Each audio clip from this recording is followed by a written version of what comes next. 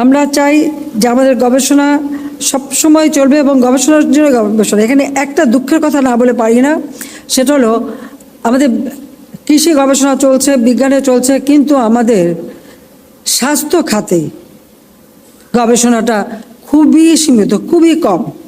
আমাদের যারা ডাক্তার হন, হয় তারা ডাক্তার হয়ে হয় পুলিশের চাকরিতে চলে যান বা রাজনীতিবিদ হয়ে যান, ডাক্তারিও করেন না, গবেষণাও করেন না। আর এক শ্রেণী আছে তারা শুধু টাকা কামাই করতেই ব্যস্ত, সরকারি চাকরিও করবেন আবার প্রাইভেটেও প্র্যাকটিস করবেন। তাই সরকারি চাকরি আর প্রাইভেটে করেই সেখানে আর কিন্তু গবেষণা হয় না। এবার সেই জন্য আমি বিজ্ঞান প্রযুক্তি আমাদের স্থায়ী কমিটির চেয়ারম্যান করে দিচ্ছিলাম ডক্টর রুহুল হক সাহেবকে। আমি আশা করি যে তিনি যেন এই গবেষণার দিকে একটু বিশেষ করে দৃষ্টি দেন।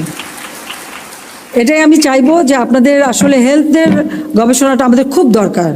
স্বাস্থ্য বিজ্ঞানে গবেষণা খুবই সীমিত কয়েকজন করেন, কাজে এটার জন্য আরও করে সেদিকে একটু উৎসাহ দেবে। অবশ্য আমি বলতে বলতে কিছুটা